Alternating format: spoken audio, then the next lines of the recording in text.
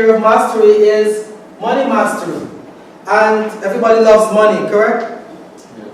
Who doesn't love money here? Excellent, then you want to be in business. When it comes to the money mastery aspect of a business, you need to know your numbers.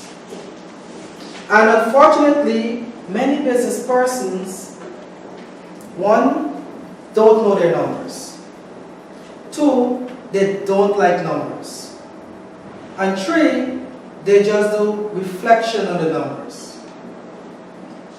So you not only need to know your past numbers, but you need to set your KPIs for the future. If I did 1 million last year, why should I set my goal to do 1 million again this year? What is stopping me from doing 2 million? But that means you need to know the potential. So your accountants are going to give you an account of the past. Who is going to help you to account for the future? That's where you come in. So knowing your numbers is extremely important to you making good business decisions. And it all comes back to testing and measuring. See, what you don't measure, you cannot grow. If you don't know what your total revenue is for this year, how could you know if you're growing the next year?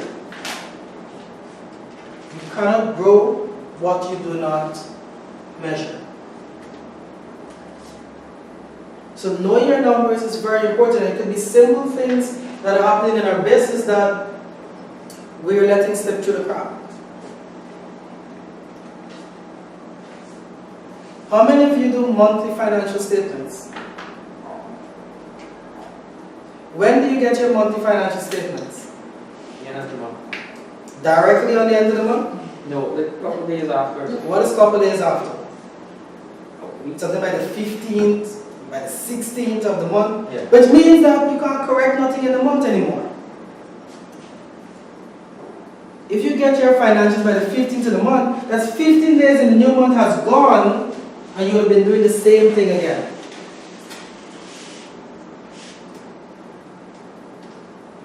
Is this making sense? So the earlier you get your financial statements, the better position you're in to make a decision to change the result of it. How many of you don't do financial statements? Just slowly raise your hand, I won't mind. Right? So you need to know your numbers. You need to love your numbers. If you don't like your numbers, somebody will love it for you. And we all know what happens there. You need to love your numbers. And to really put us in the point of money mastery, the key is budgeting and reporting. How many of you have monthly budgets? Everybody's going to raise their hand. How many of you budget for profits? How many of you sit in your business and you decide that this month I want to make this amount in profit? How many of you budget for profit? See, you budget just for expenses. Which means all you're working for is to pay expenses. Where's the profit? So when you prepare your next budget, I want you to put the profit that you want to get. And these are the things that I need to do, I need to follow in order to get this amount of profit. This is the revenue that I need to hit in order to cover these expenses in order to get this amount of profit.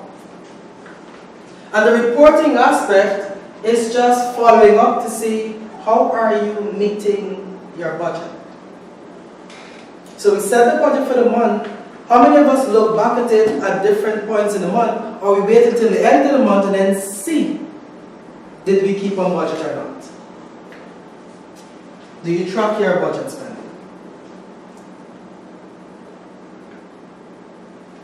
So there are things that you can start doing in your business to help you, well, where am I and what do I need to do in order to get the profits I'm looking for?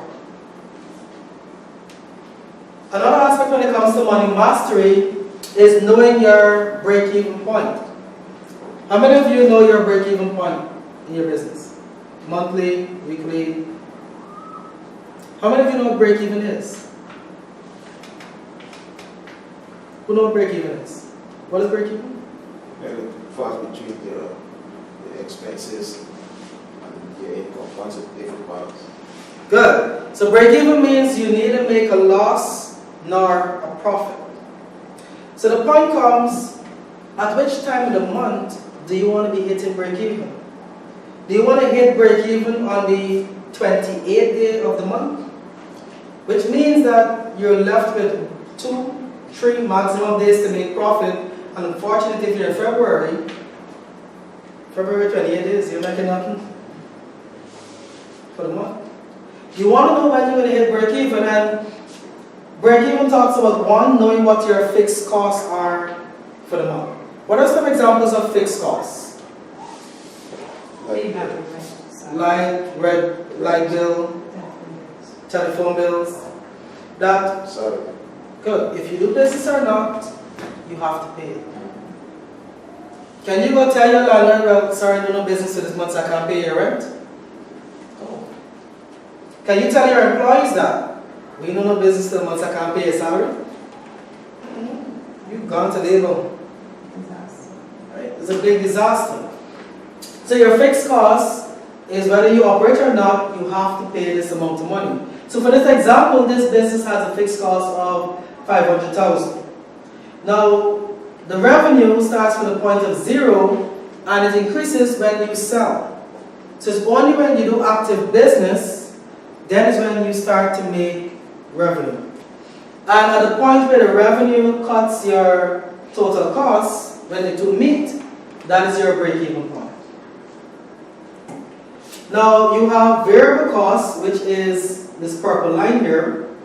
Variable costs, they're only incurred when you're actually engaged in business. Which means if you're doing cakes, your fixed cost would be the rent that you're paying for the space that you might have. But the variable cost would be the flour, would be the gas that you need to use in order to bake the cake. And you only incur variable costs when you are active in business. Then you have your net profit. And if you notice, where does it start? Where does your net profit start? Minus 500,000. Which means that if you don't do any business, you're making a loss. And that is your fixed cost. So there's no if and buts that we need to know when do we break even. Now, very quickly before we go on a quick break, I want to show you our break even calculation. So your break-even point will be your revenue over your gross margin percent. Total, fixed total cost. Your fixed cost over your gross margin percent. And how do you find your gross margin percent? You look at your gross profit that you're making from your business and you divide that by your revenue. Your revenue or your sales.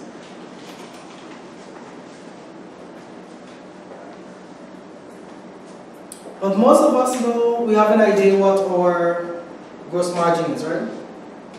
So I'm going to use cake because cake is a very easy example. What are some of the general costs for a cake? What will it cost to make a cake, a 1 pound cake? And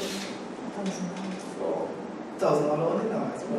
What will it cost for a 1 pound cake? Not a selling price. What will it cost to make a 1 pound cake? Say 4 or 5. So what, 4 or 5? How much did you sell it for? That depends. Let me see. It depends on a lot of things. So if you have to use fondant, if you have to use buttercream, that's So give me a regular cake. oh. Regular price. A regular price Regular cake. cost for, let's do sponge cake. A regular. What's a sponge cake? What is the cost for, what would it cost you to bake 1 pound sponge cake? 9.5. Is it going to cost you 9.5 to bake it? Or you sell it for 9.5? That's how I sell it for, Okay, so 9.5. you sell it for 9.5. How much is it going to cost you? The same 4 or 5? No, I didn't put the gas or anything here. Okay. How much did it cost you? Put 5.5. 5.5. How much revenue are you making on this? How much profit you making on this? It costs you 5.5, you're making 9.5. What is your profit on this? 4.5. No. You guys gotta start loving your numbers. Good. The profit is 4,000. But with this 4,000 profit, this doesn't yet account for your fixed costs. Your rent hasn't come from yours yet. This is just your variable cost here minus your revenue. So to find your gross margin percentage is going to be the 4,000 divided by your revenue of 9.5. How much you getting? So on your phones, there's an app that starts with C, that is not the camera, a calculator. Please pull out your smartphones and open your calculator.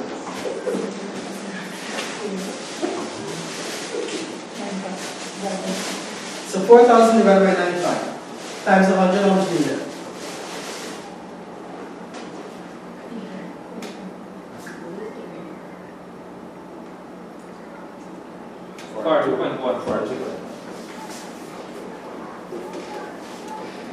Good. So it means that her gross margin percent is 42.1. Now you need to know what are your fixed costs that you have. How much do you estimate your fixed costs will be per month? So what per cake? Per month. For the month. Not per cake. You want to find your break even for your business, you're going to do it for the month. So you want to know what your fixed costs are for the month. No, why I said that because So your gross margin is per cake. More than likely, when you sell 1 or 10 cakes, your average gross margin is going to be 40%. 40%, yeah, correct. It's going to be the same percentage. Yeah. Right? Because you keep adding, you multiply this by 10, and you multiply this by 10, Mm-hmm. it'll come out the same. Fixed cost for you. Average. Rent, labor, salary. Never work it out? Did that way. If you had to estimate it, what would it be? Electricity, Telephone bills if she has to make orders. telephone, Water to wash utensils. GWI. Yeah. Oh, you know sometimes they bill is.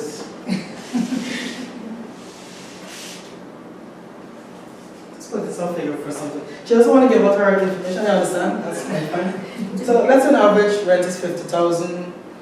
You might pay 20,000 electricity. Rent is 20. Is that correct? So. Let's do some figures here. So rent is 50. Let's say electricity might be around 20,000. You might pay a water bill of 10,000. So we're up to 80,000 here so far. Yeah. Good. What other fixed expenses you might have? So multiply that over, it means that, let's put it at 100,000. So your fixed cost divided by your gross profit margin, which is 42.1%, how much do you get? 100,000 divided by 42.1%.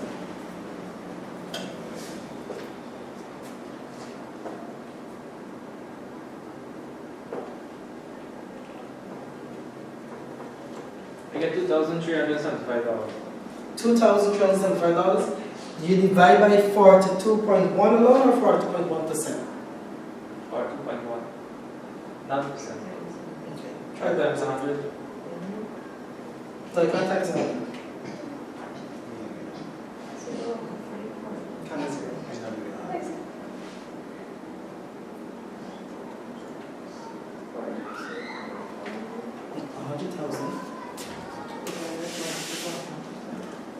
237. divided by 42.1.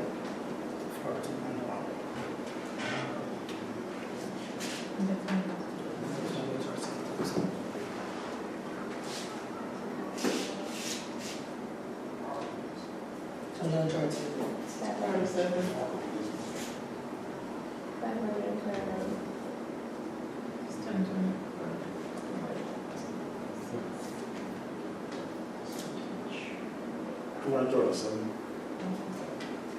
So it means for this business that has a fixed cost of 100,000,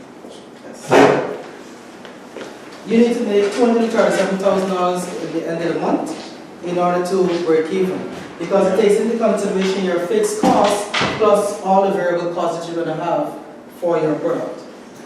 So this tells you that if this is your break-even point, you can't be making this amount of revenue on the 28th of the month. You have to devise a plan, well, how early can I meet my break-even point? Because anything after this becomes profit for your business.